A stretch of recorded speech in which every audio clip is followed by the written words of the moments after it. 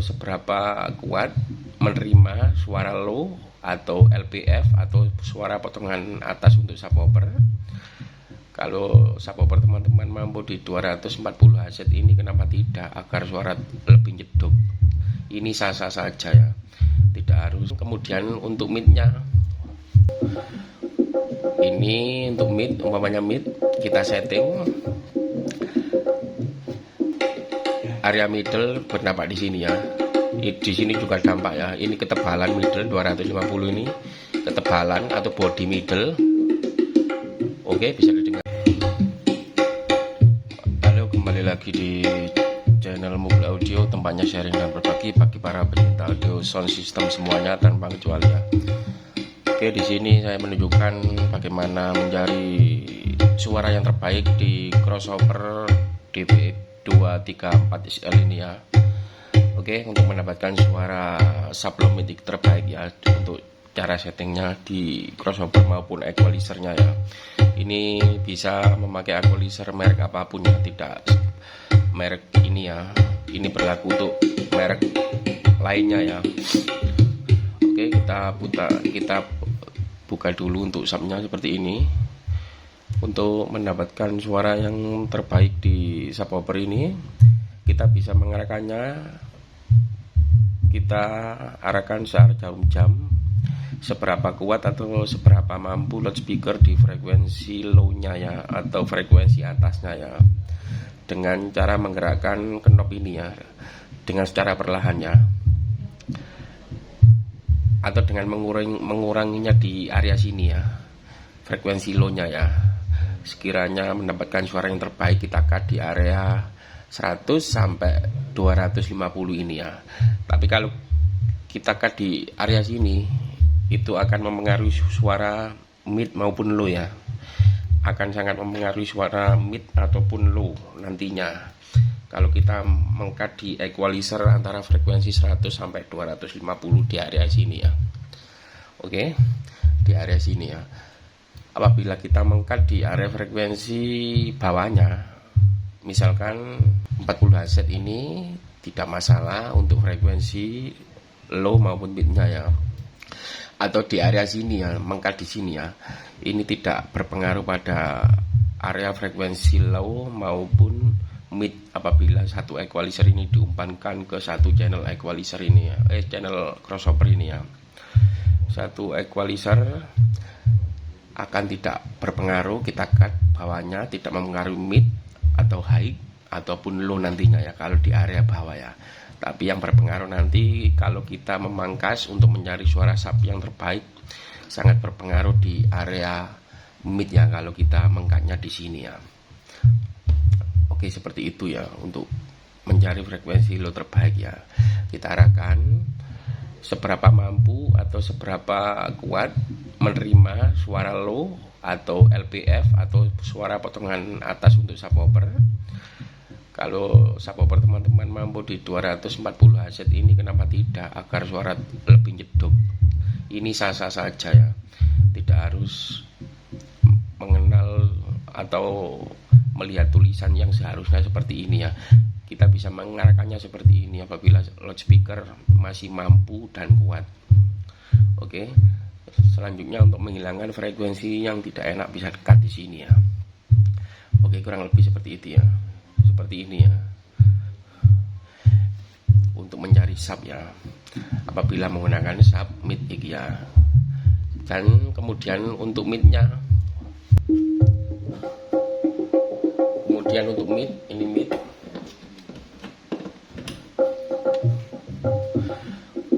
Ini untuk mid, umpamanya mid kita setting, kita arahkan seberapa kuat untuk nada rendahnya. Apabila kuat di 240 ya nggak apa-apa. Kalau terlalu ngepas, kita putar searah jarum jam seperti ini ya. Untuk HBF mid atau potongan bawah mid, kemudian ini untuk potongan atas mid ya. Kalau kita putar searah jarum jam terlalu nyempreng ya, kita kurangi seperti ini bisa, atau bisa mengcutnya di di middle ini ya, frekuensi yang nyempreng ngumplung sini ya.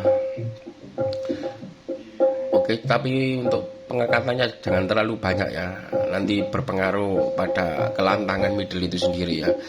Untuk mengangkatnya sedikit-sedikit saja ya, kecuali ada suara yang terlalu menonjol tidak enak, membutuhkan pengangkatan yang ekstrim ya nggak apa-apa, seperti itu. Ini untuk potongan bawah mid, ini untuk potongan atas mid. Untuk potongan bawahnya yang berdampak di equalizer area sini ya.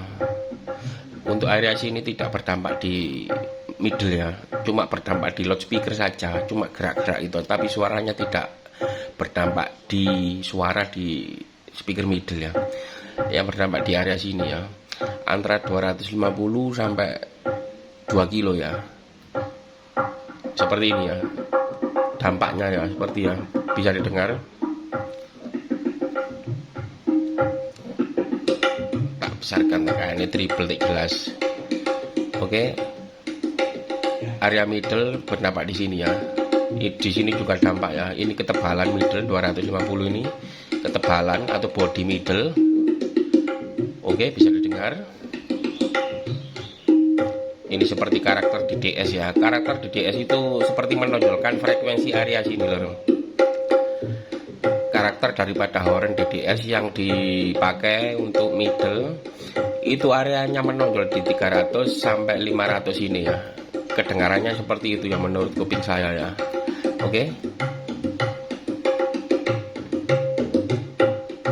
Dan kemudian untuk kejelasannya mid itu area 1K sampai 2 kilo ya, untuk kejelasan atau clarity-nya ya.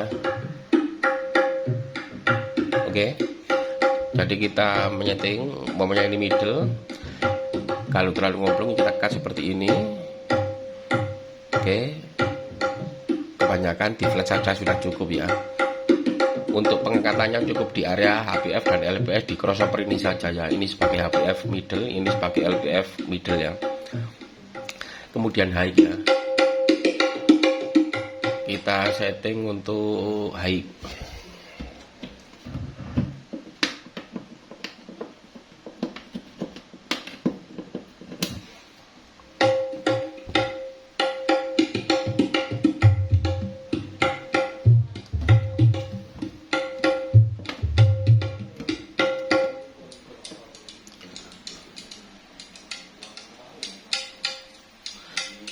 Oke, kita setting untuk high ya.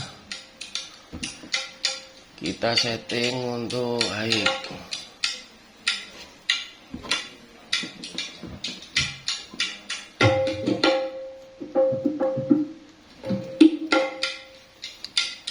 Oke, kita setting untuk high ya. Untuk suara high, frekuensinya berdampak di frekuensi nomor 2 ini ya.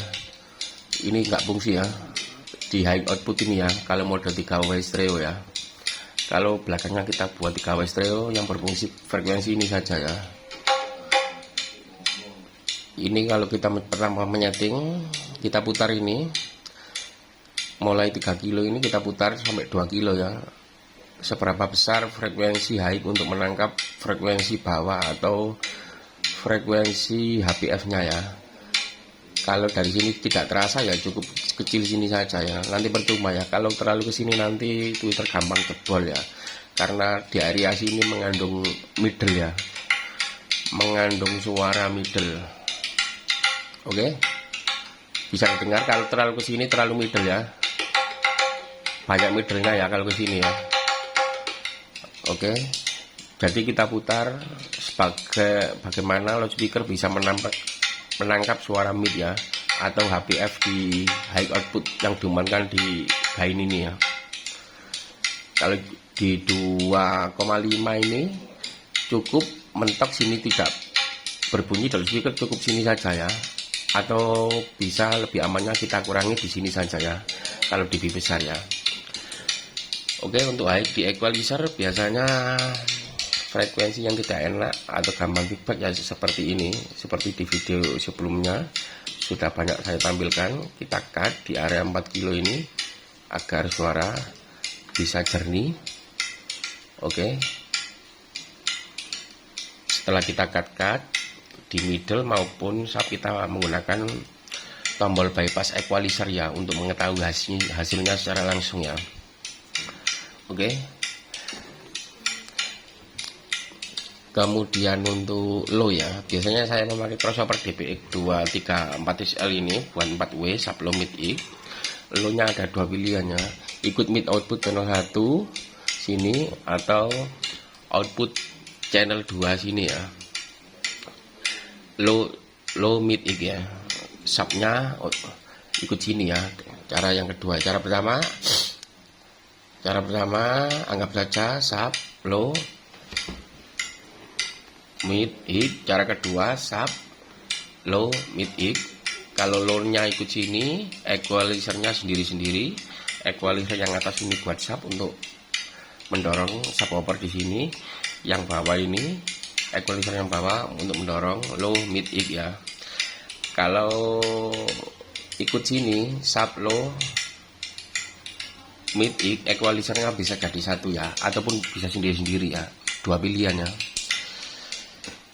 Untuk teman-teman yang menggunakan crossover ini yang banyak saya upload di video, ini sub, ini low, equalizer-nya bisa jadi satu ya. Oke. Frekuensi kedua dimentokkan, dimatikan seperti ini ya, saya contohkan ya. Oke. Contohkan ini buat ini sub ya. Maunya buat sub ya.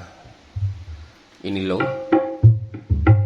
Ini frekuensinya yang pertama ini harap dimatikan seperti ini ya, untuk cara yang pertama ya, agar middle-nya tidak terlalu nyendung seperti middle ya, karena ini buat low ya. Kalau ini kita putar ke kanan, cemplang sekali buat low mid ya, atau 15 in ya. Oke, ini bukan karakter low mid tapi middle ya, kita buat seperti ini ya. Selama ini saya praktekkan di hajatan seperti ini ya. Ini buat sub low dan sini mid high ya. Ini sub. Untuk mencari pasenya teman-teman bisa berpatokan pada pas checker ya. Kita pas checker dulu untuk subnya. Kita buat hijau. Meskipun ini mati, kalau pas checker hijau itu benar. Kalau ini hidup di pas checker hijau juga benar ya. Jadi low-nya berpatokan di sub ini ya. Low-nya berpatokan di sub ini ya. Oke. Dan untuk mid-nya nanti juga berpatokan di low ya. Dan seterusnya ya, high-nya berpatokan di mid ya. Oke. Ini dengan cara yang pertama ya. Cara yang kedua tadi ini sub, ini low, ini mid, ini high. Artinya equalizer sendiri-sendiri. Itu subwoofernya sangat bebas ya, menggunakan suatu equalizer. Kita menyeting dengan cara apapun bebas, tidak mempengaruhi di low mid output ini ya, karena memakai equalizer sendiri-sendiri ya. Oke. Dan untuk ini equalizer dengan cara yang kedua diumpankan ke mid, low mid. Caranya seperti di video pertama tadi sama ya, dengan mengkat frekuensi yang tidak diperlukannya. Saya ulangi sekali lagi, untuk menyisir area sub rendah atau sub low yang tidak diperlukan, untuk menyisir frekuensinya bisa mengkat frekuensi 40 Hz ini, atau di frekuensi equalizer bagian rendah ini ya, mulai 40 sampai 20 ini bisa kita cut untuk kita umpankan ke subwoofer ya. Di sini juga bisa, tapi kalau kita mengkat di sini mempengaruhi di low output ini ya, dengan cara yang pertama tadi ya. Kalau dengan cara yang kedua, sub sendiri, equalizer sendiri, ini bebas, kita cut, kita habiskan semuanya bebas. Kita flat, kita habiskan semuanya bebas ya. Oke. Tapi kalau memakai satu equalizer, kalau kita cut sub di sini untuk diumatkan di sub output ini, akan berpengaruh di low output maupun di mid output ini sini ya. Kalau di sini bisa mengurangi ketebalan mid atau ketebalan low ya, kalau kita mengkat di sini ya. Kalau kita menggunakan satu equalizer, maka daripada itu kita mengkatnya sedikit-sedikit saja. Oke. Kecuali kita menggunakan satu equalizer buat dua crossover ya. Kalau ini buat sub, low, mid equalizer ini buat sub, ini low mid ya. ini sangat bebas ya. Cuma ini yang saling berkaitan untuk penyetingan equalizer buat yang diumatkan di crossover channel 2 low mid ini ya. Pengkatannya jangan terlalu ekstrim, kecuali dibutuhkan seperti itu ya. Oke teman-teman.